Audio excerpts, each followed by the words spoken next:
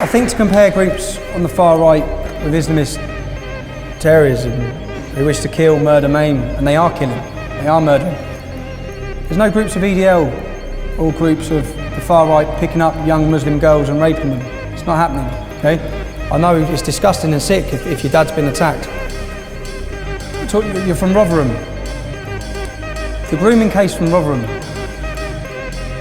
A local councillor, Muslim, went to court and gave a character reference for the groomers. Gave a character reference. The ex-mayor, who's a Muslim, went to court and gave a character reference. After that court case, once those men were convicted for rape, disgusting, sickening crimes against kids, there was no outcry. I'm not trying to justify anything, I'm just trying to... I remember looking at it and thinking, hold on, a councillor who's gone to court and gave a character reference for a paedophile who's raped a kid, and he ain't lost his job.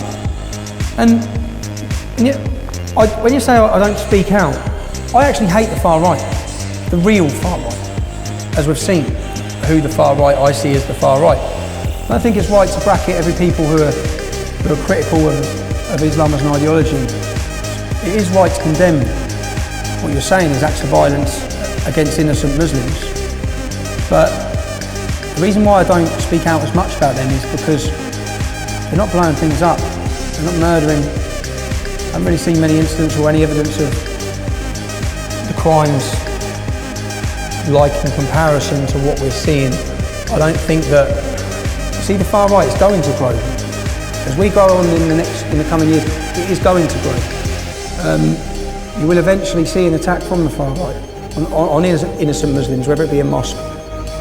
But it's like 95%, 5%. The biggest threat to world peace is ISIS, Islamist ideology. So that's why, as you said, I don't speak about it as much. I do think it's something that, again, the government may not really address until something really terrible happens.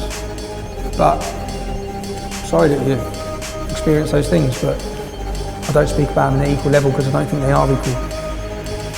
As a follow-up to that, you said you don't hear about non-Muslims committing the same sort of crimes and the same sort of scale. What would you say to someone who sees that obviously there have been a lot of evidence and reports against British troops and American troops from the West in Pakistan, in Iraq, in Afghanistan, etc. Raping the women there. I know for a fact I'm from Pakistan. I know, yeah. Lots of incidences of chopping up sort of the genitals of Pakistani soldiers in the north, that sort of thing. And obviously you don't see it being given the same sort of airtime on Western television.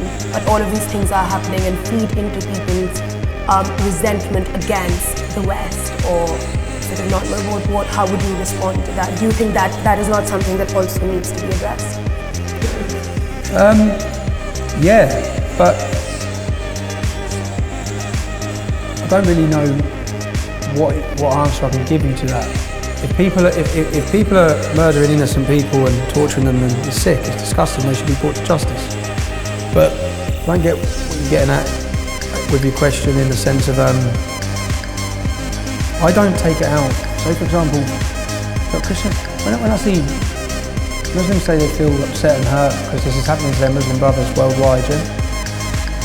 But it's happening to our Christian brothers worldwide in every single country where they're a minority. You've got Boko Haram taking slave girls, you've got all these different things going on worldwide, and I don't hate Muslims in it.